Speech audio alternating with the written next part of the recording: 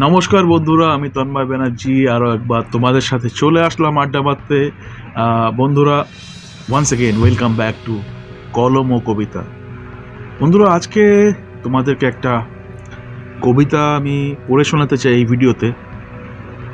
কবিতাটা আমাকে যারা খুব ভালোবাসে, যারা আমার কাছের লোক, তারা আমাকে বারণ করেছিল সোশ্যাল মিডিয়াতে এটা পোস্ট করতে কিংবা ভিডিও বানিয়ে আপলোড করতে ইউটিউবে। কবিতাটা তাদের পয়েন্ট অফ ভিউ থেকে নাকি খানিকটা কন্ট্রোভার্সিয়াল, খানিকটা সত্যি কথা বলা, সত্যি কথা যেটা শুনতে তিতো লাগে, এবং বর্তমান যুগে যারা সত্যি কথা বলে তাদেরকে কিন্তু শাস্তি পেতে হয়, তাদেরকে মানুষের দরবারে শাস্তি পেতে হয়, ক্ষমতাবান লোকদের কাছ থেকে শাস্তি পেতে হয়, কিন্তু ভগবান তাদেরকে আশীর্বাদই করেন, ভগবান তাদের পাশে থাকেন। তো বন্ধুরা, আমি যে কবিতাটা আজকে তোমাদেরকে পড়ে শোনাবো, আমি আশা করব, অধীর আগ্রহে থাকব যে তোমরা তোমাদের কমেন্ট, তোমাদের মতামত জানাবে। কবিতাটা শুনে তোমাদের কেমন লাগলো সেটা আমাকে অবশ্যই জানিও। ভিডিওর শুরুতেই আমি তোমাদেরকে বলেছি যে যারা আমাকে ভালোবাসে, যারা আমার এই কবিতাটা পড়েছে, আমি যখনই কোনো কিছু লিখি, আমার একটা ফেসবুক পেজ আছে কলম ও কবিতা বলে, সেখানে আমি সেটা পোস্ট করি আর নিজের খুব কাছের লোকদেরকে সেই কবিতাটা পড়ার জন্য রিকোয়েস্ট করি। আমি খুবই ফরচুনেট যে আমার জীবনে কিছু ভীষণই কাছের মানুষ আছেন যারা সবসময় আমাকে মোটিভেট করে এবং পজিটিভ ফিডব্যাক দেয় আমার লেখা নিয়ে, আমার আর্ট নিয়ে, আমার ক্রিয়েটিভিটি নিয়ে। তো যখনই আমি কিছু ক্রিয়েট করি, লিখি, তো আমি প্রথমে তাদের সাথেই শেয়ার করি এবং তাদের ফিডব্যাক নিই। তো তারা আমাকে বারণ করেছিল কিন্তু এই কবিতাটা ফেসবুক কিংবা ইউটিউবে পাবলিশ করতে, কিন্তু আমার ভিতরের যে শিল্পী সত্তা, আমার ভিতরের যে কবি, সে চায় সবসময় তার সৃষ্টিগুলোকে উড়িয়ে দিতে। সে সবসময় এটা আশা করে যে তার সৃষ্টিটা ডানা মেলে উঠবে এবং প্রচুর লোকের কাছে পৌঁছে যাবে, প্রচুর লোকের মনে পৌঁছে যাবে। তো সেটা আমিও চাই, আর 5 জন শিল্পীর মতো আমিও চাই। আমি জানি যে আমার চ্যানেলের সাবস্ক্রাইবার খুবই কম, আমার পেজের ফলোয়ার খুবই কম, তো আমার লেখা, আমার ক্রিয়েটিভিটি হয়তো সেই অর্থে প্রচুর লোকের কাছে পৌঁছায় না।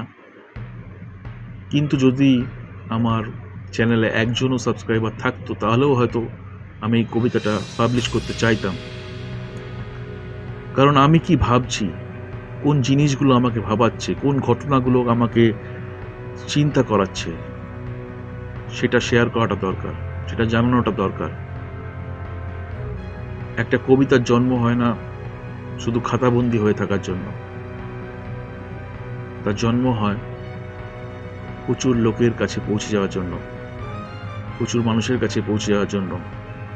কারণ যে কথাগুলো হয়তো গুছিয়ে বলা সম্ভব নয়, যে কথাগুলো বলতে গেলে হয়তো অনেক সময় লাগে, যে কথাগুলো বলতে গেলে হয়তো অনেক শব্দ লাগে, কবিতা হচ্ছে একটা এমনই মাধ্যম যে সেই কথাগুলোকে খুব সহজ সরলভাবে, ছোট আকারে মানুষের কাছে পৌঁছে দেয়। তো এরকমই একটা রিসেন্ট কোনো ঘটনা যেটা আমাকে খুবই নড়িয়েছিল ভিতর থেকে, ভাবিয়েছিল ভিতর থেকে, আর সেই মুহূর্তেই জন্ম হয়েছিল এই কবিতাটার। তো সেই কবিতাটাই আজকে তোমাদের সাথে শেয়ার করব। আমি আশা করব যে তোমরা নিশ্চয়ই কবিতাটা শুনবে এবং তোমাদের মতামত জানাবে। ভালো হয়েছে কি খারাপ হয়েছে আমি তোমাদেরকে একবারও বলবো না লাইক করতে। ভালো হয়েছে না খারাপ হয়েছে সেটা তোমরাই জানাবে। আমি জাস্ট গল্পের ছলে, আমি জাস্ট আড্ডার ছলে কবিতাটা তোমাদের সাথে শেয়ার করতে চাই এবং তোমাদের মতামতের জন্য অপেক্ষা করে থাকবো। ও দাদা, ও দিদি, আমাকে একটা সুযোগ দেবেন, আমিও একজন নেতা হব। ম্যানিফেস্টো তো রেডি, ওরে কি শোনাবো? শুনুন তবে মন দিয়ে। আমিও আপনাদের টাকায় বিদেশে ভ্রমণে যাব, দামি দামি গাড়ি চড়ব, প্রচুর কালো টাকা কামাবো, প্রতিটি রাতে নারীদের শরীর জুড়ে আমি খেলা করব, বিশাল অট্টালিকা সমান একটা বাড়ি বানাবো, আর পুলিশ সরকারি আমলারা আমার চাকর হবে, তারা দিবারাত্রি আমার পা চাটবে। আইন কানুন নিয়ে এই একটু ছিনিমিনি খেলবো, ধর্মকে কিন্তু আমার উন্নতির মই বানাবো। আর হ্যাঁ, আমার বিরুদ্ধে যারা যাবে তাদেরকে ওই পোকামাকড়ের মতো একটু টিপেও মারবো। আরে না না না না না, এখানেই শেষ না, এখানেই শেষ না। আপনাদেরকেও তো ভাতা দেব। আপনারা না খেতে পেয়ে মরবেন না। আপনারা না খেতে পেয়ে মরে গেলে আমাকে কে ভোটে জেতাবে? ও দাদা, ও দিদি, আমাকে একটা সুযোগ দেবেন। হ্যাঁ, আমাকে একটা সুযোগ দেবেন। আমিও একজন নেতা হব। বিশ্বাস করুন, আমি ভীষণ যোগ্য। চিটিংবাজি, লুট, করাপশন, বলাৎকার, খুন, এইসবে আমার নেই কোনো তুল্য। ও দাদা, ও দিদি, দয়া করে নয়, বরং বলছি অর্ডার দিয়ে, ভোটটা এবার আমাকেই দেবেন। কি বুঝলেন? ভোটটা এবার আমাকেই দেবেন। আমি যে আপনাদের নেতা, আর আমি যে পরিবর্তনের ছবি। হ্যাঁ, তো বন্ধুরা, কবিতাটা এখানেই শেষ। এবার তোমরাই ডিসাইড করো।